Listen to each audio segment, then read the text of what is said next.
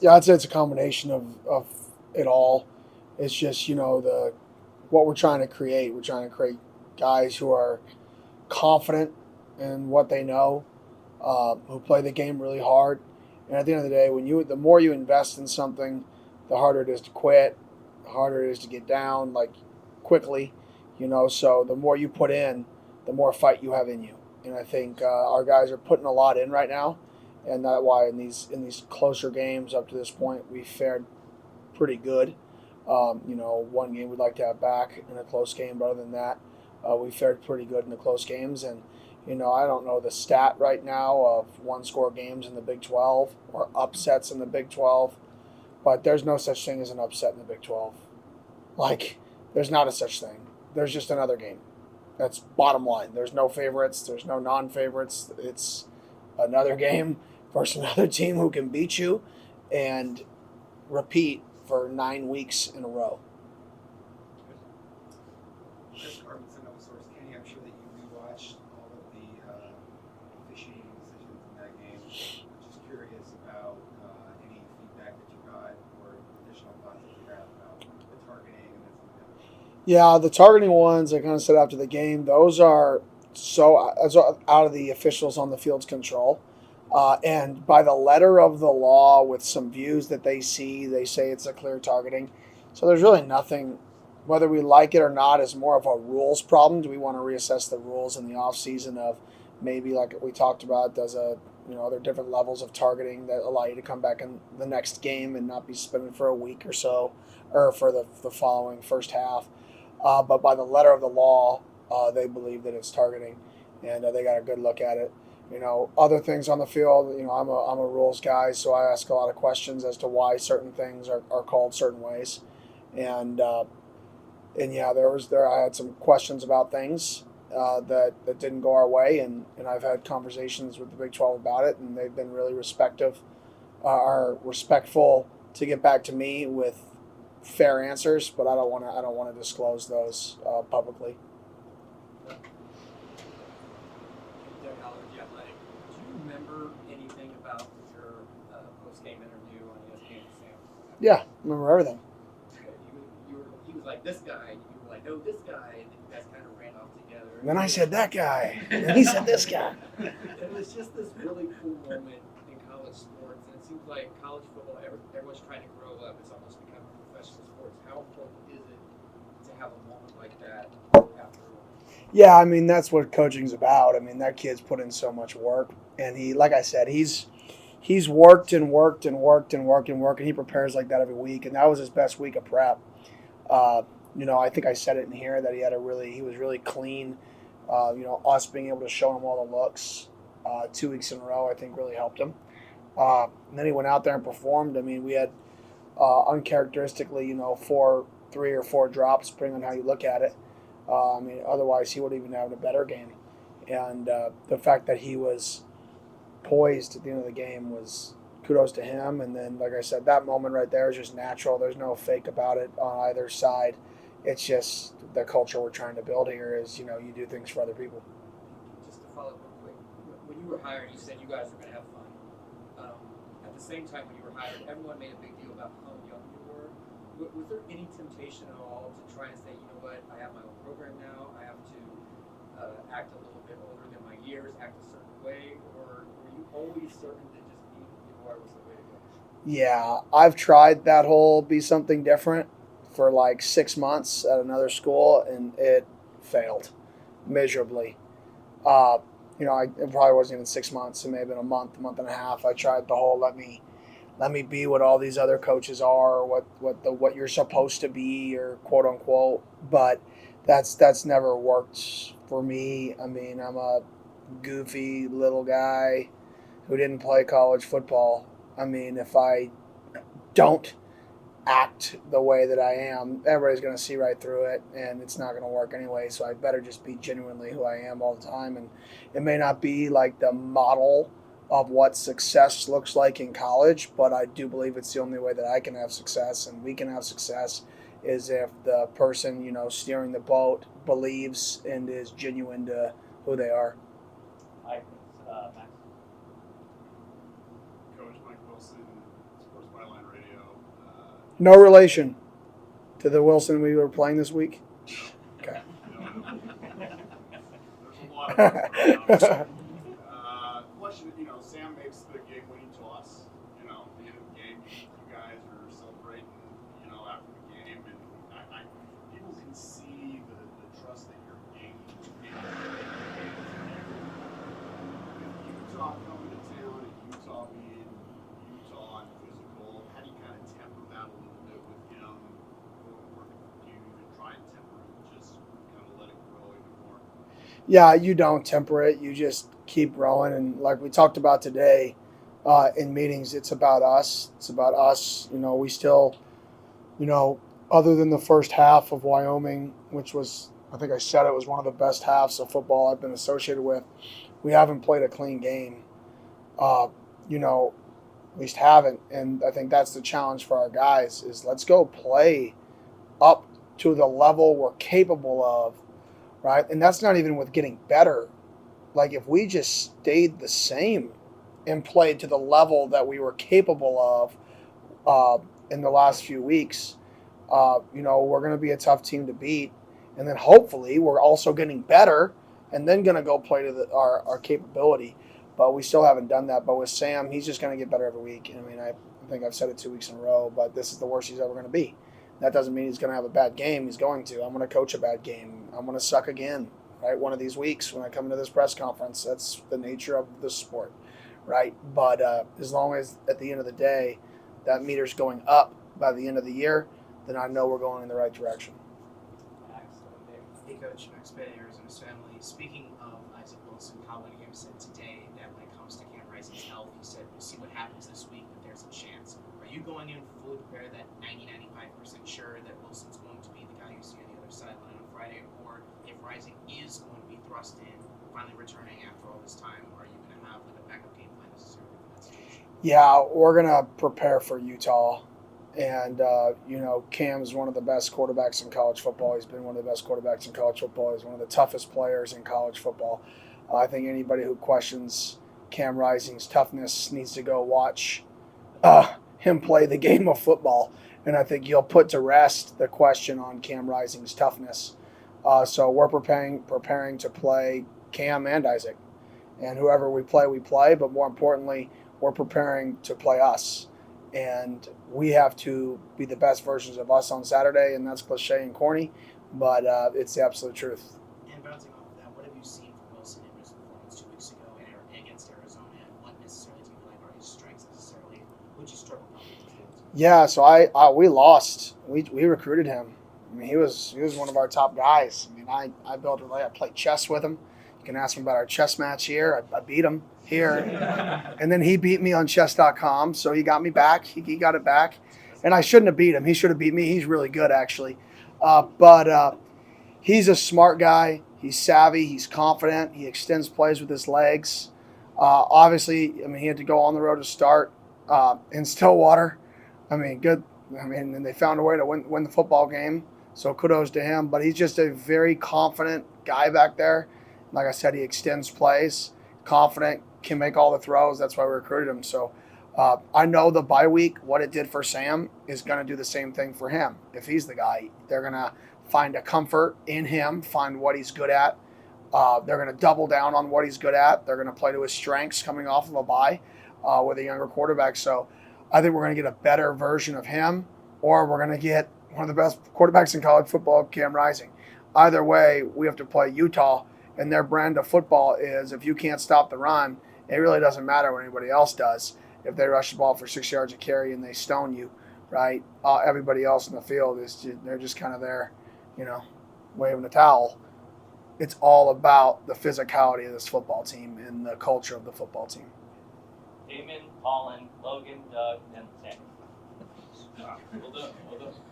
Hey Kenny, Damon Allred, Arizona Sports. What are the early returns on Sam's footwork tweak, and what are the next steps for him in his development?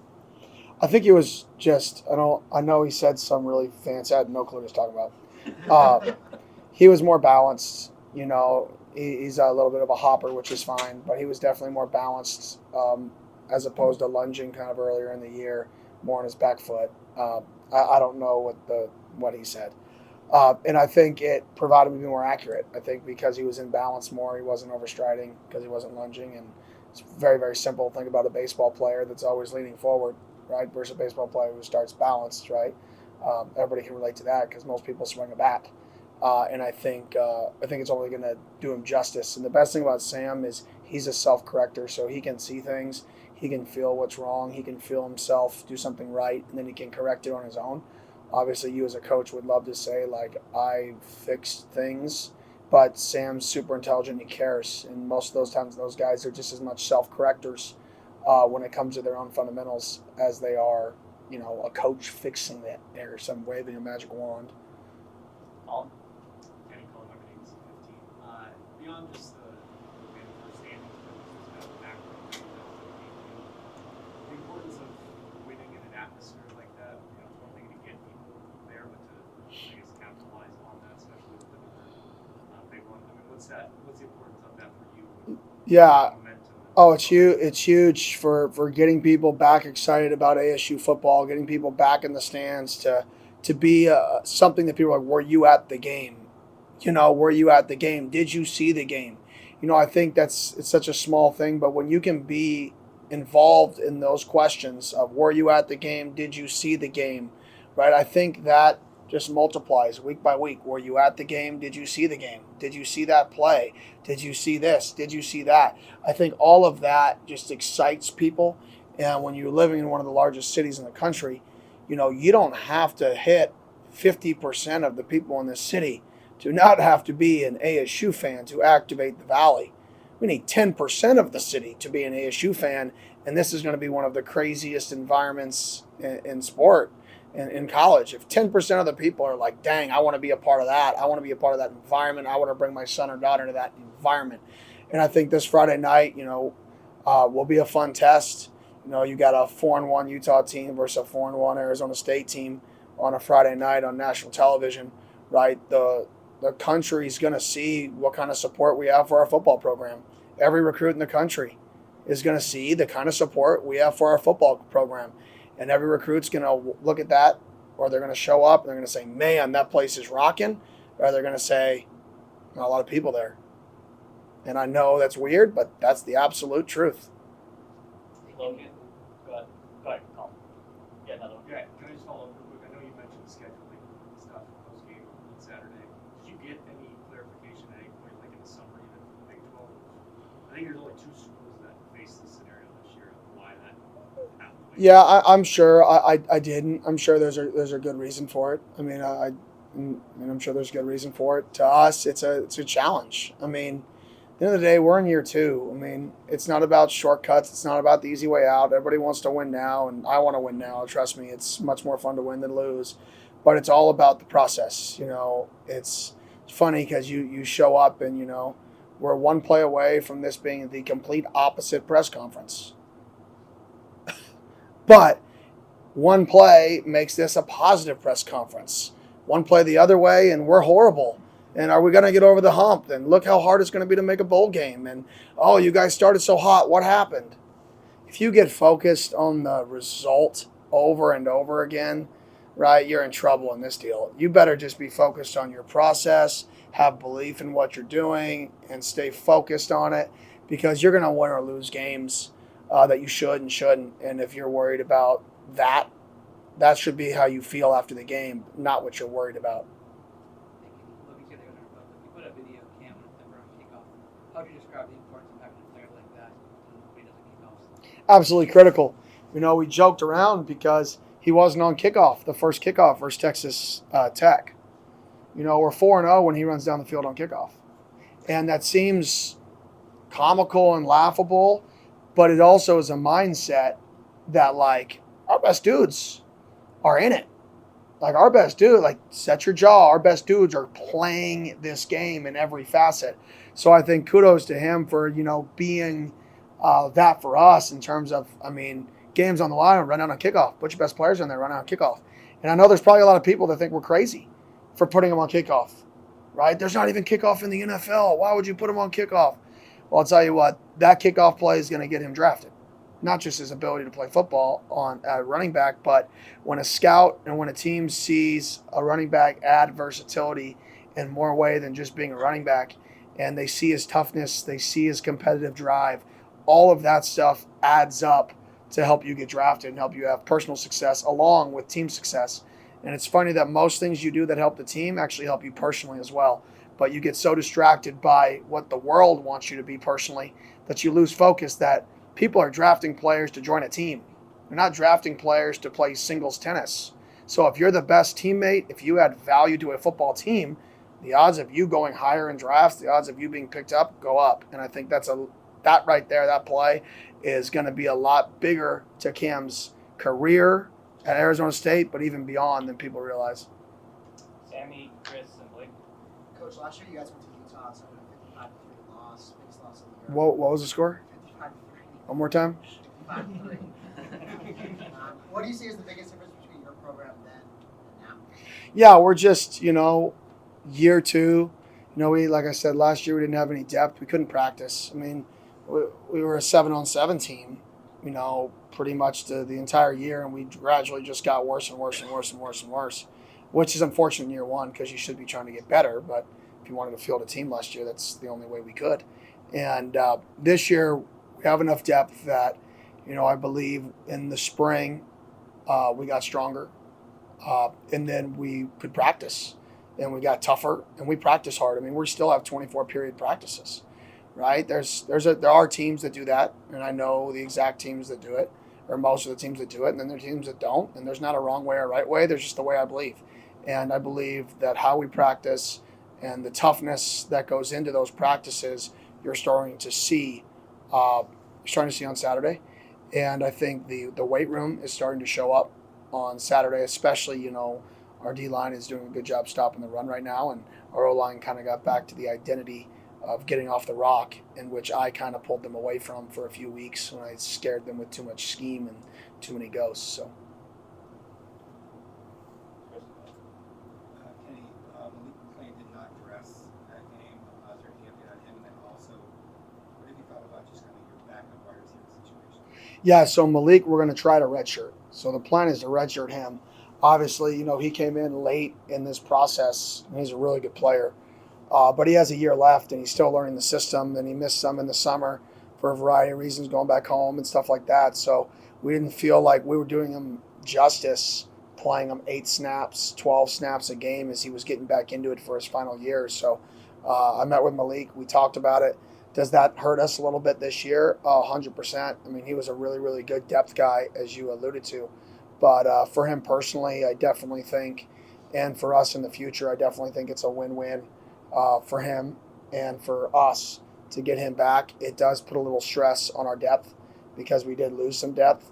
And, the depth there is, we have the 6 guys that we're going to roll with. You have the guys that are always on the field. We have the Jakes, the Troys, the Melquans, the Jordan Tysons, the X's. You have the Derek Yasubios. Those are really our guys that we're rolling with.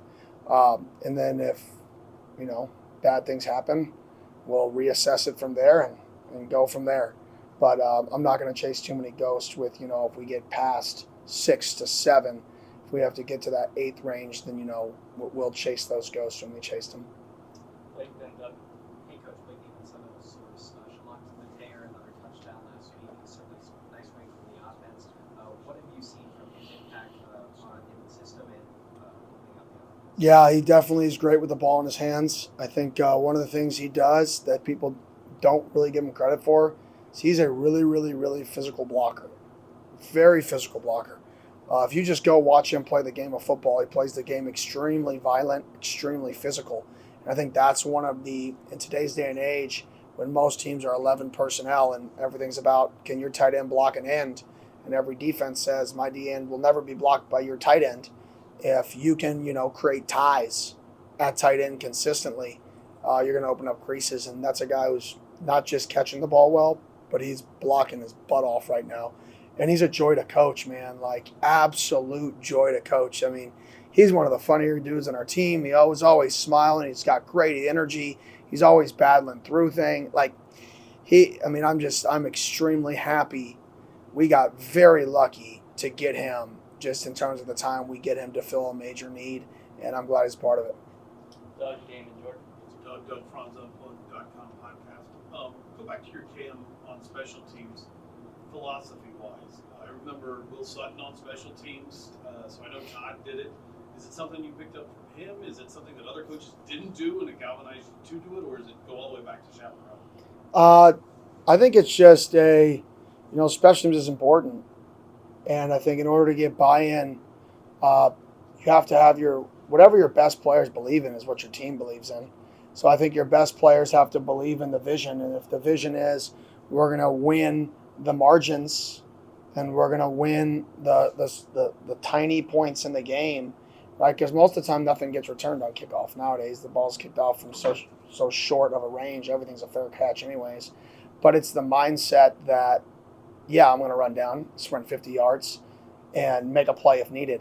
And I think that's just something that I've acquired over time, just talking to multiple people, and something I believe in, playing your best players on special teams. And he doesn't run down every kickoff, but the fact that he's willing to do it and he does do it with a passion is critical to us. To lose the turnover battle 3-0 if you count the blocked field goal, and the defense not give up any points off those, what does that say about their toughness? Yeah, unbelievable. I mean, it really was. I would love to find how many times Arizona State's won a game, losing a turnover battle by 2, and then getting a field goal blocked. I mean, less than 5. FBS opponent, I bet you it's less than 3. That's not something that happens very much, and the fact that we found a way. And that goes back to when you put so much into something and your guys are vested and they believe. I think regardless of what happens, you see our guys always doing this, and all that means is like, don't worry about what's happening. Respond. Stay playing our game. And I think that response showed up when you saw Jordan Tyson respond. Our defense respond after the takeaways. You see Clayton Smith on the TV copy celebrating with Jordan Tyson after he's been ejected for the targeting. That was just a crazy play in general, right? That was unfortunate. You see Keyshawn Elliott, one of the first guys in the end zone after X slams the ball down. Sometimes those guys get disengaged because they're not playing, and it's all about them playing. Our guys that were even, kicked out of the game for whatever, those reasons were very, very engaged. And they're actually one of the first people to celebrate. And I think that right there, even though you don't want those guys ejected, that right there is, I think, why we won the football game. Last couple questions, Jordan, Ryan, Jake. I think Shorthand Sports 360, you talk about the process of building a program. When you look at what Coach Witt has done at Utah, what lessons can you take from him as you're starting that journey compared to where he's been at? Yeah, I mean, I just kind of study, how they got to where they were in terms of the recruitment process. And how they never won recruiting. Like up until this last few years, they never quote unquote won recruiting. They were never in the limelight. They signed the guys that they thought were the best players that fit their team. And then they repeated it. They didn't chase guys. They just trusted what they believed they wanted. They didn't care what other people thought. And they signed those guys and they built a culture of toughness. And I think one of the best things that he's done there is he's established a culture, but then he's retained staff. And whatever he's done, I don't know how he's done it. When he retires, hopefully today, we can have a conversation about it. And I'd love to pick his brain on what his secret was to retaining staff, to saying all these guys that have been offered all these jobs and they still want to be there and work for you. Like, what was your secret sauce? Because right now, continuity, I think, wins in college football. I think continuity is an ace in the hole in college football because with the portal, coach doesn't recruit you, you start over. Like, if your coach leaves that recruited you, then almost everybody on your team leaves and you start over. And then you repeat, and it's really hard to sustain that success. However, he's managed to not have as much change as most teams. And I think between that and the culture he's created, it's really incredible what he's done there. And I hope to, in 5 to 10 years, we can hopefully look and be like, okay, we have sustained success, or we have sustained an upward trajectory for similar reasons. Ryan, hey guys, Ryan Myers, Devil's Digest. You guys had a much more improved week on the ground this week. I'm over 300 yards rushing. What do you have to say about how that kind of like continues to impact you guys winning, and then how you continue that going into a tough game against you? Yeah, obviously running the ball. My last press conference, I think I said if you can run the ball with normal numbers, right, you should be good. If you can run it when you're down a hat, you're going to be great. And if you can't run it with good numbers, you're in trouble. And I think we ran the ball when we should have been able to run the ball this week. We had good scheme. We had good leverages. We won blocks. And we got on the free hitter more than we didn't get on the free hitter. And then everybody did their job. And I think that's just kudos to not just the offensive staff, the players, right, the backs. Like, that takes a village. Great scheme, executed poorly is bad scheme, right? Bad scheme, executed great is still not good either, because there's going to be a free dude there. It's got to be everybody from coaches to players, all in belief of what we're doing and all executing when you're talking about running the football at a high rate. And it's huge for the football team, obviously. Jake, last question. Hey, Kenny, Jake with Open Source. Last year you called Utah the gold standard back to football. You talked about how that was an aspiration you wanted your program to have. So where do you feel like maybe the progress has been made toward that goal, and do you feel like Friday could be a measuring stick to see where you guys stack up? Yeah, I definitely think we're going in the right direction. I mean, at the end of the day, we've won 4 games. That's more than last year, so obviously we are getting better, right? But, we could go on a 7-game losing streak, and how's everybody going to feel? You know what I mean? You're only as good as today, bottom line. And this game is so, I said it earlier, it's crazy because 1 or 2 plays, you're a 0 or a hero, bottom line. And today we're heroes because those 2 plays went our way, and tomorrow we could be zeros. And this is a great measuring stick for how physical of a football team we want to be. I definitely agree with that. But I don't think it is a measurement on the season. I don't think this is like this is the game that's going to be the difference. Every game is like that. Sorry. Doesn't matter who you play. You either going to win the game or you're going to lose the game, and you're going to feel equally as bad either way, because you should either blow a team out, and if you lose that one, that's really bad, or you get blown out by a team you should. That still feels really bad. It happened to us last year versus these guys.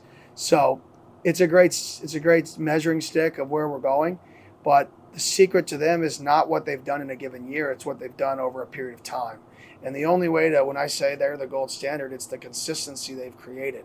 And the only way to measure consistency is to be here long enough to see if we can match that consistency, not if we can play them in one game.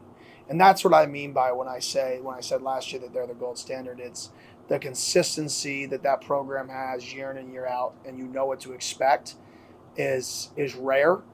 And it's what hopefully we can build is not one team, not one game, not one great moment, but the consistency of year after year after year. So I think that's a great measuring stick in 5-6 years from now, right? To come back, you'll have to come back from wherever you're at and ask that question and say, okay, now you've played them 6 years later. Do you feel like you've created that consistency that you wanted, that they were once the gold standard of? We all silly like the mayor.